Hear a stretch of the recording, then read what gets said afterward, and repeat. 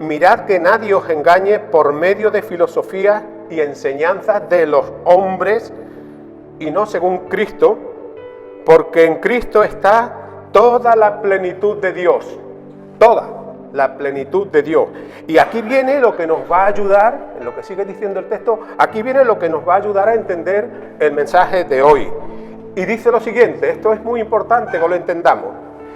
Primero dice, mirad que nadie os engañe por medio de filosofías y enseñanzas de los hombres y no según Cristo, porque en Cristo está toda la plenitud de la deidad, toda la plenitud de Dios, y vosotros estáis completos en Él. Es decir, que si estamos completos en Cristo, es que en Cristo no nos falta nada.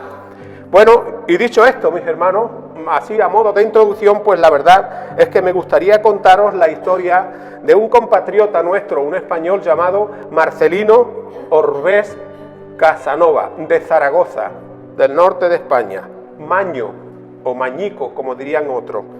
Un español que, como mi abuelo paterno, nació en el año 1873 y ya desde joven, siendo muy joven, este hombre pues emigró a los Estados Unidos, se afincó, se asentó en Nueva York y fue conocido como el payaso más gracioso de todos los tiempos y le apodaron con el nombre de Marcelín.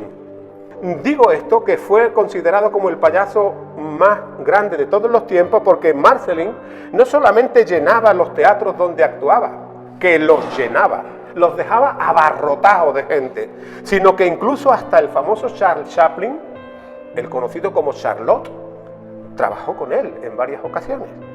Quienes veían a Marcelín se quedaban maravillados, se quedaban perplejos, y se quedaban maravillados y perplejos porque ellos no podían entender el arte tan grande con el que este hombre alegraba a la gente.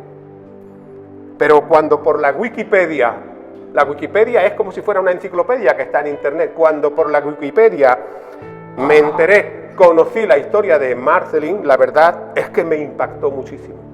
Me impactó muchísimo. Y me impactó porque el 5 de noviembre de 1927, este hombre compró una pistola, se metió en un hotel de Nueva York y se dio un tiro, se pegó un tiro en la cabeza.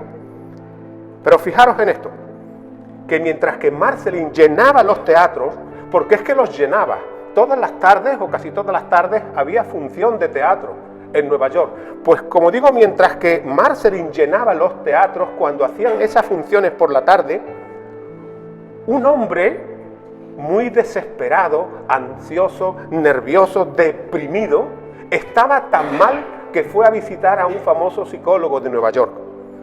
Cuando llegó al psicólogo le dijo, por favor, doctor, dígame qué puedo hacer con mi vida, porque nada hay que me alegre, nada hay que me guste, no encuentro nada que realmente me atraiga, nada me agrada, así que por favor, doctor, dígame qué puedo hacer con mi vida, aconséjeme, por favor, una solución, dígame una solución para este problema de desesperación tan grande que tengo. Y el psicólogo le dijo, ¿ha intentado usted viajar o tener, no sé, algunas actividades dentro de ese viaje para aliviar su mente? Y le digo esto, continuó el doctor, el psicólogo, porque los viajes los resuelven casi todo. Los viajes casi resuelven todos los problemas emocionales. Y entonces este hombre dijo, doctor, acabo de regresar de un viaje cargadito de actividades, pero sigo igual, sigo exactamente igual. Entonces el psicólogo le dijo, a ver, ¿no será que está usted soltero, no tiene una esposa y tal vez necesita usted una esposa que de alguna manera le alegre un poquito y le ayude a sobrellevar ese problema que tiene? Pues no, doctor, ese no es el problema, le dijo ese hombre, porque la verdad es que estoy casado y tengo 2 hijas que me adoran, así que ese no es el problema. Y bueno, pues de esta manera el psicólogo y aquel hombre deprimido, depresivo a más no poder, pues mantuvieron una conversación sobre algunos propósitos para que pudiera remediar esa desgraciada situación en la que vivía esta persona, esta desesperación en la que vivía esa persona. Pero fijaros que la realidad de este hombre, este deprimido, la realidad era muy simple.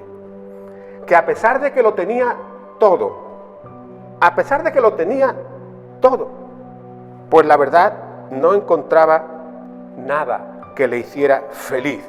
No era feliz con la vida que llevaba.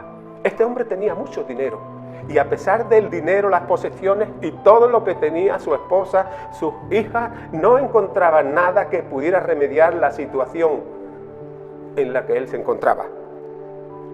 Así que el doctor, el psicólogo, como último recurso, le dijo: mire, voy a proponerle algo. Voy a proponerle algo que tal vez sea lo que usted necesite. Y le dijo: esta tarde hay una función en un teatro en Nueva York donde actúa el payaso Marcelin. Yo no sé si usted conocerá a Marcelin, no sé si conocerá a este payaso, pero cada vez que actúa la gente sale del teatro muy feliz y con una sonrisa que le llega de oreja a oreja.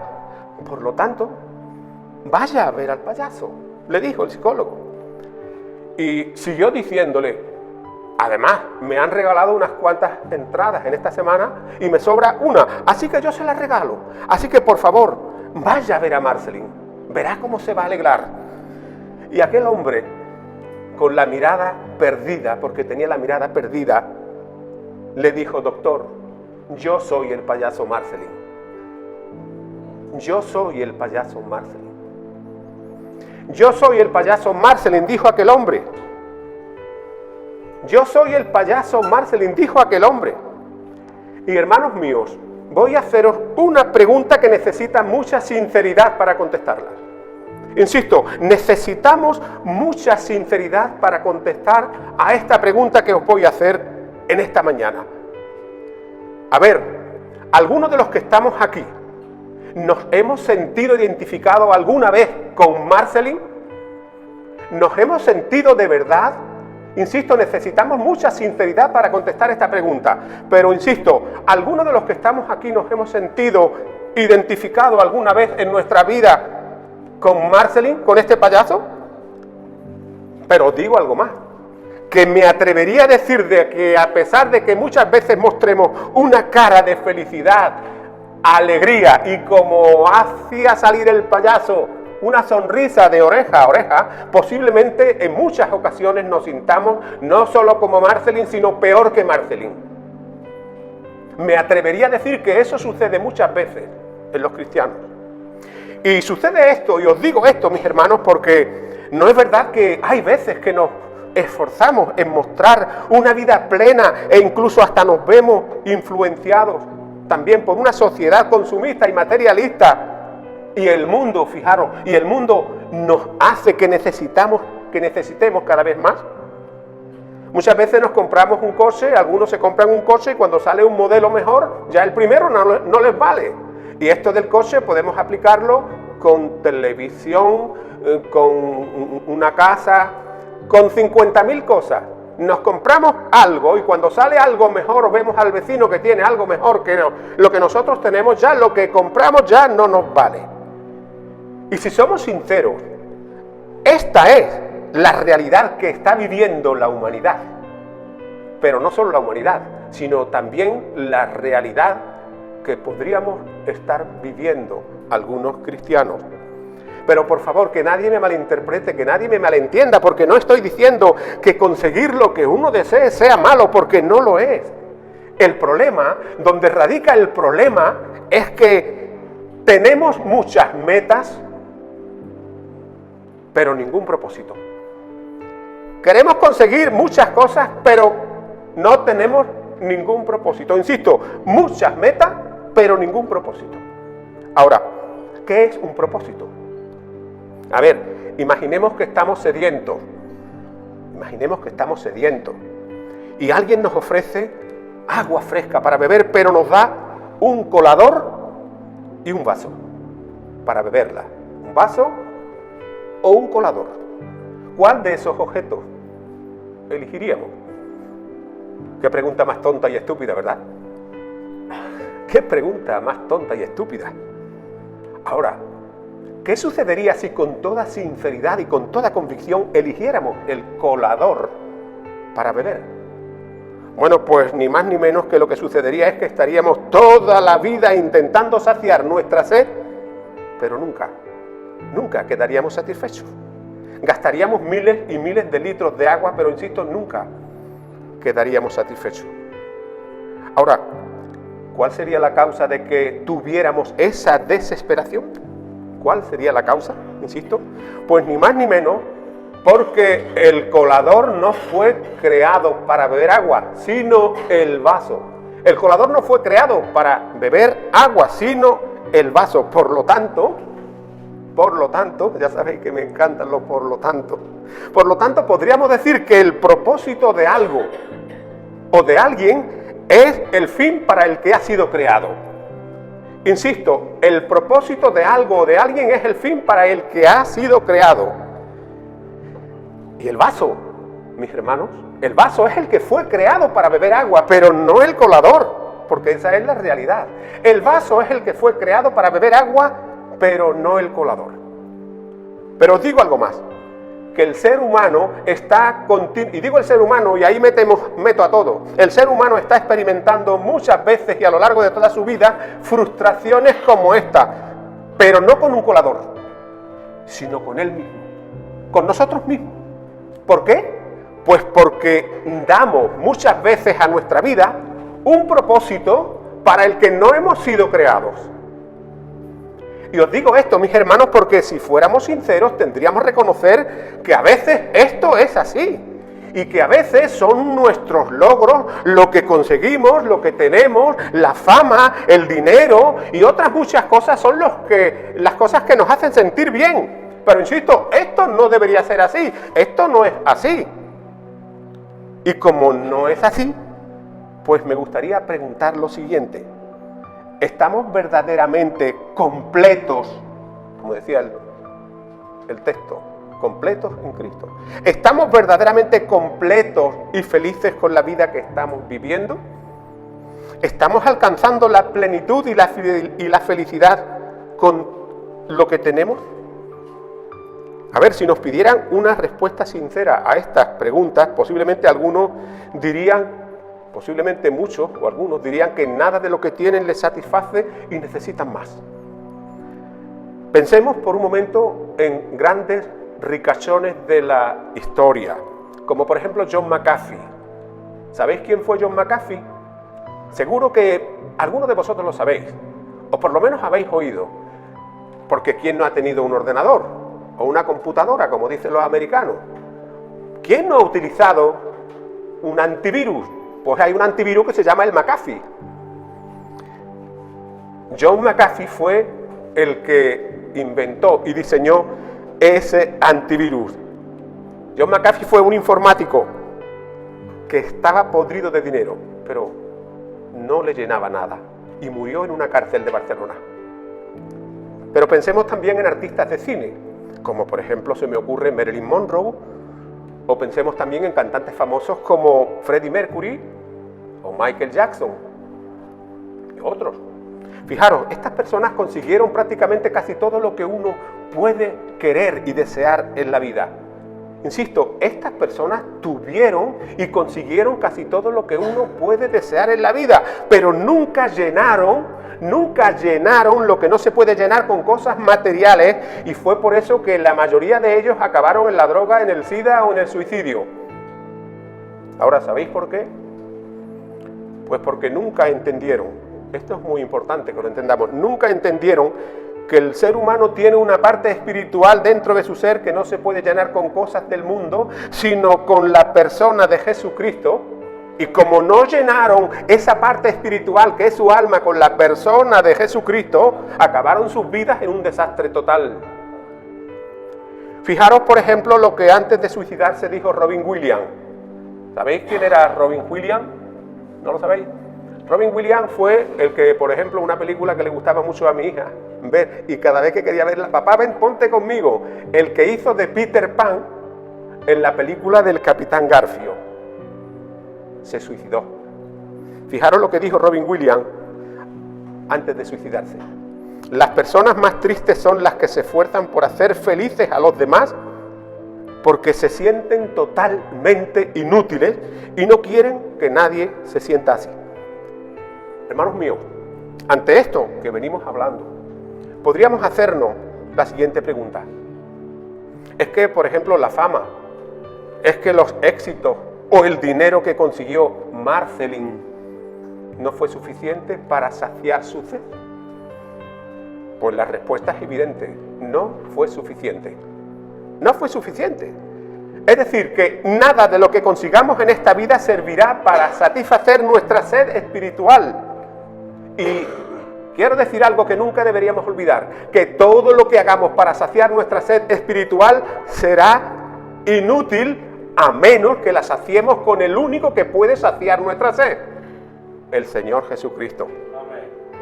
Y será inútil intentar saciar esa sed, así como inútil es beber el agua con un colador, porque el colador no fue creado con el propósito de retener el agua, como la botella o el vaso. El colador fue creado para todo lo contrario, para filtrar el agua, tal vez para quitarle las impurezas o lo que fuera. Por lo tanto, mis hermanos, y lamentablemente, inútil será cualquier persona que viva de una manera distinta al propósito para la que fue creada. Inútil. Entonces, dicho esto, no tengo más remedio que preguntar lo siguiente.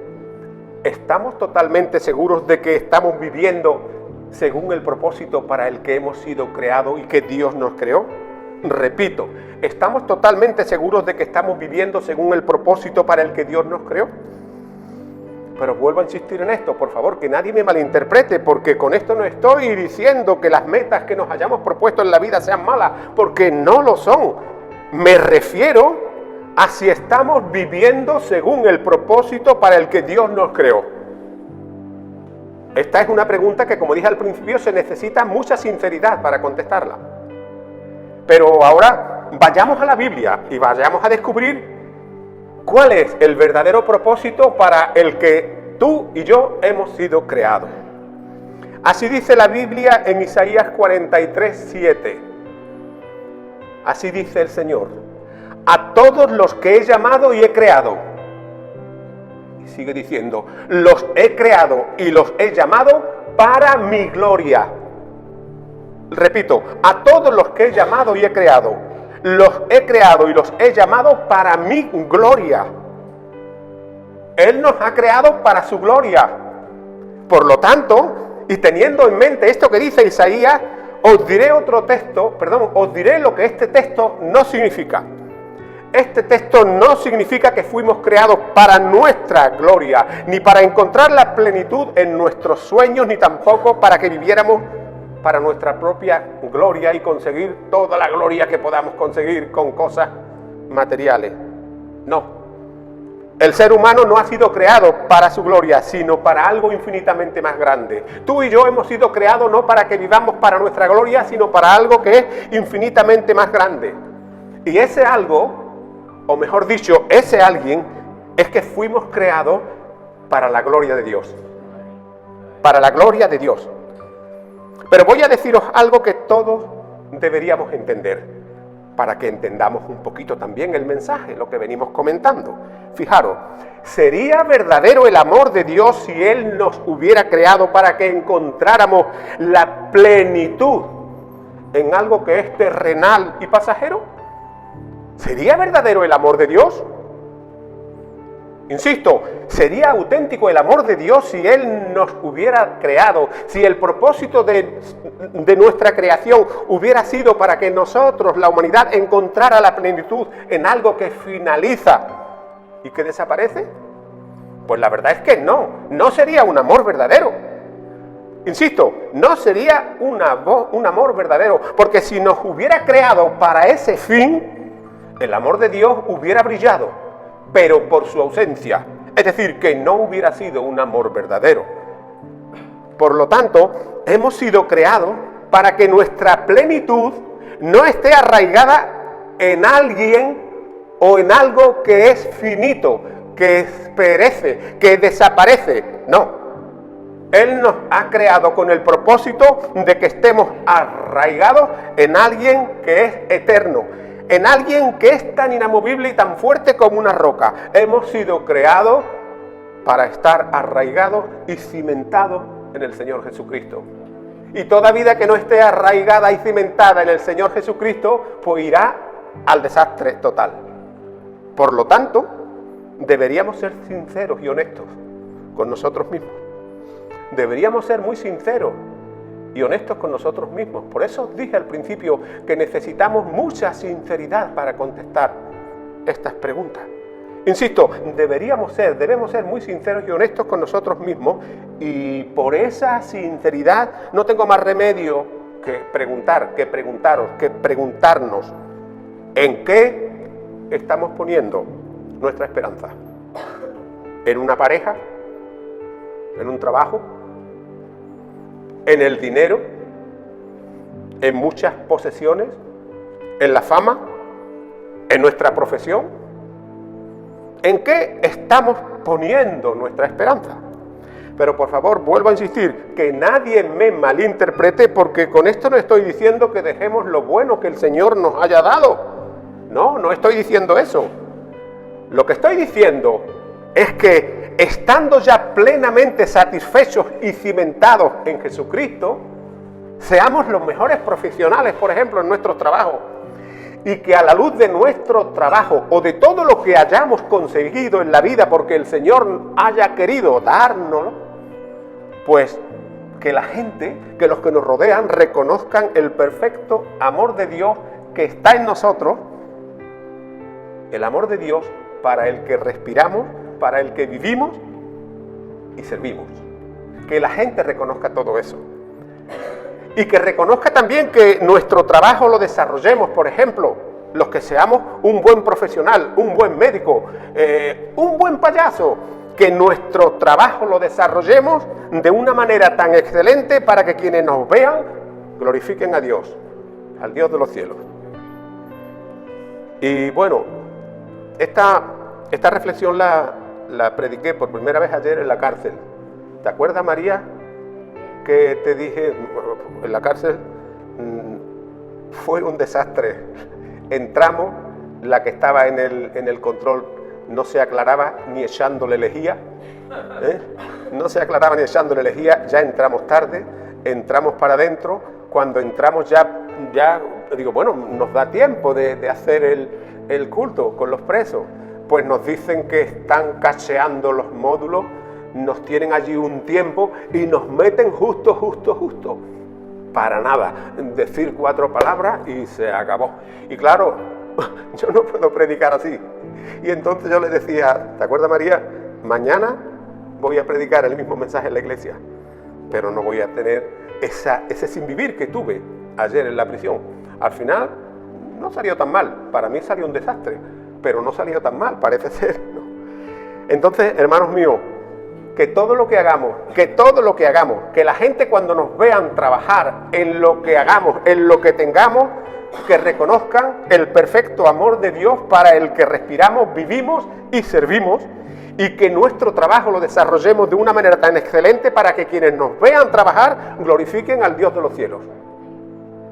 Y bueno, para ir finalizando esta reflexión, me quedarán unos 10 minutos por ahí, para ir finalizando ya esta reflexión, no tengo más remedio que deciros algo que bajo ningún concepto deberíamos olvidar. No deberíamos olvidar esto, pase lo que pase y aunque el mundo se hunda o se parta en 1000 pedazos, que la única manera en la que podríamos sentirnos plenamente satisfechos es que vivamos para el único propósito con el que hemos sido creados. Y ese propósito es vivir para la gloria de Dios y no para nuestra propia gloria. Y os digo esto, mis hermanos, porque eso es lo que nos dice la Biblia. Eso es lo que nos dice la Biblia. Y porque como así lo dice la Biblia, así lo veo y lo entiendo yo. Y puesto que así lo veo y lo entiendo, bueno, pues, ¿por qué lo veo y lo entiendo así? Pues como ya he oído muchas veces y seguro que ustedes también lo habréis oído, dice que todo sin Dios o todo sin Cristo es igual a nada. Pero nada sin Dios, pero nada con Dios o con Cristo es igual a todo. Es decir, que tener todo en esta vida y no tener a Cristo es no tener nada. Pero aunque no tengamos nada, si tenemos a Cristo, lo tenemos absolutamente todo. Lo tenemos absolutamente todo. Por lo tanto, mi querido amigo, mi querido hermano, Dios es suficiente para llenar todos los vacíos que pudiéramos tener en la vida, para combatir todos los vaivenes que pudiera darnos la vida. Dios es suficiente para añadirnos todo lo que nos falta, para que realmente, como decía el texto de Colosenses, estemos completos en Él y que no tengamos ni una duda.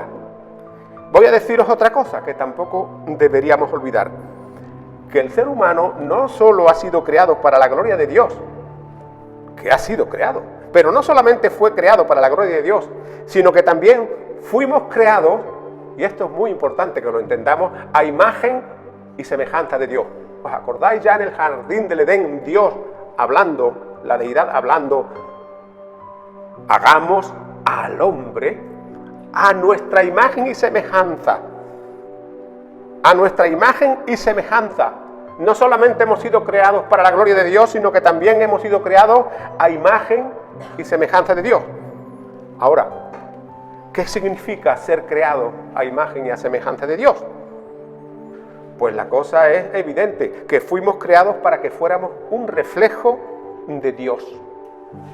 Un reflejo de Dios, o un reflejo es, por ejemplo, lo que vemos cuando nos miramos a un espejo. Ahora, ¿qué significa ser un reflejo de Dios? Insisto, ¿qué significa ser un reflejo de Dios? Pensar como Dios piensa, sentir como Dios siente, amar como Dios ama y odiar lo que Dios odia. Por lo tanto, pregunto, ¿cuándo fue la última vez que nos interesamos en conocer a Dios y pensar como Él ama y piensa? ¿Cuándo fue la última vez? ¿Hemos leído y meditado alguna vez seriamente en lo que la Biblia dice de nuestro Dios? ¿O solo pensamos en Dios para que nos saque las castañas del fuego? O como dice por ahí un refrán, nos acordamos de Santa Bárbara cuando truena, cuando suenan los truenos. ¿Pensamos en Dios como si fuera una especie de comodín al que podemos utilizar cuando nos hace falta? Voy a deciros otra cosa que, insisto, tampoco deberíamos olvidar. ¿Sabemos realmente qué significa esa cruz que tenemos ahí a la espalda? Que la tenemos aquí en la pared, pero que la podemos ver muchas veces, incluso hasta en monumentos, en los campanarios de las iglesias. ¿Sabemos qué significa esa cruz? No sé lo que pensarás tú, pero esto es lo que pienso yo. Que si esa cruz significa que Dios es justo, insisto, si esta cruz significa que Dios es justo y el hecho de que hasta el día de hoy no hayamos vivido para su gloria, esta cruz significa que nos vamos a acarrear grandes y terribles consecuencias.